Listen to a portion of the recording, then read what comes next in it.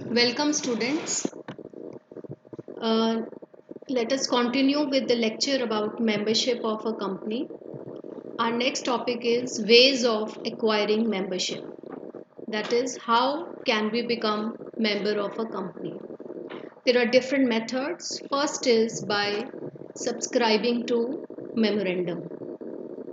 That is, the persons who take part in incorporation of the company and sign the memorandum, they automatically become the members of the company. They need not buy the shares. So by subscribing to memorandum, one can become member. Second is by application and allotment. This is the most widely used method. Whenever a company invites application for subscription of shares, people apply for the same and then company allots the shares to the people. Now, when we get allotment of shares and when our name is entered in register of members, then we become the member of the company.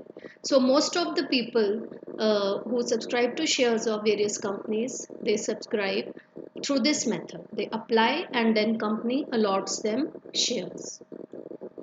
Third method is by agreeing to purchase qualification shares.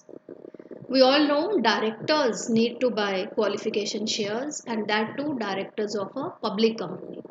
So when directors of a public company give their written consent that they agree to buy qualification shares and they are ready to pay for it, and then they buy qualification shares, then they become members of the company.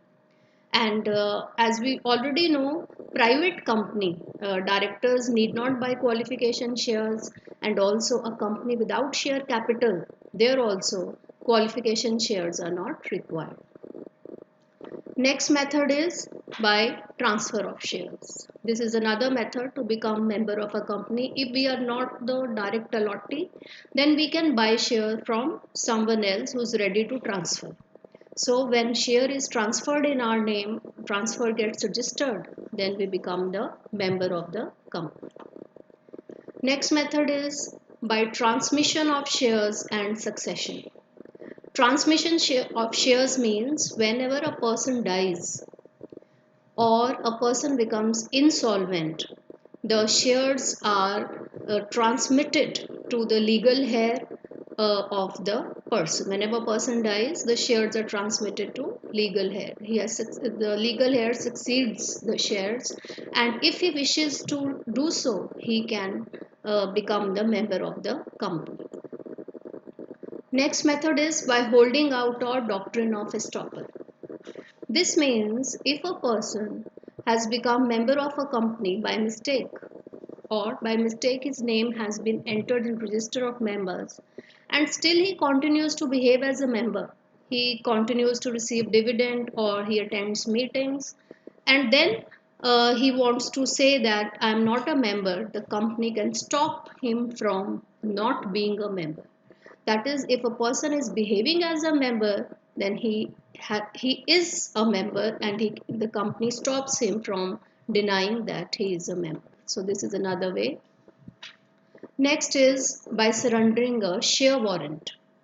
We know that whenever a company issues share warrant, the name of the person is struck from the register of members.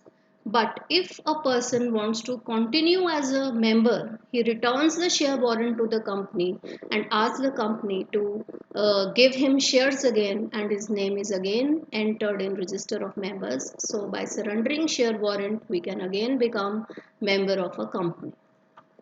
Next method is membership by loan. Membership by loan means whenever a company takes loan from some person by mortgaging the shares, till the time the money is returned to that person is can become that person can become member of the company. He can attain membership by giving loan to the company. So these are 8 methods by which a person can become member of the company, and as already told, the most widely accepted method, the most widely used method is by application and allotment. Now our next topic is termination of membership. We have already talked about who can become a member and how we can become a member. Now we'll talk about termination of membership, that is membership खत्म कैसे हो जाती है हमारी company से. So first is transfer of shares. If I am transferor, if I want to give my shares to someone else and when transfer is registered, तो मेरा नाम registered से कट जाएगा and share will be transferred to the transferee और transferee का नाम register में enter हो जाएगा. तो मैं transfer करके अपनी membership को ख़त्म कर सकती हूँ. Second is forfeiture of shares.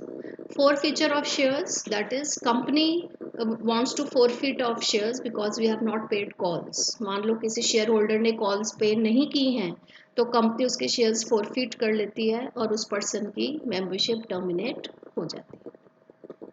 Third is valid surrender of shares. That means मान लो कंपनी ने किसी के साथ धोखा किया है. मान लो there was some misstatement in prospectus and the person has given the shares back to the company and court has ordered for the same. Then if the surrender is valid, then company will take back the shares and the person will no longer be member. We all know buyback of shares is not allowed. Therefore this word valid is important. If the surrender is valid, then only the company can take back the shares. Fourth is death of the member.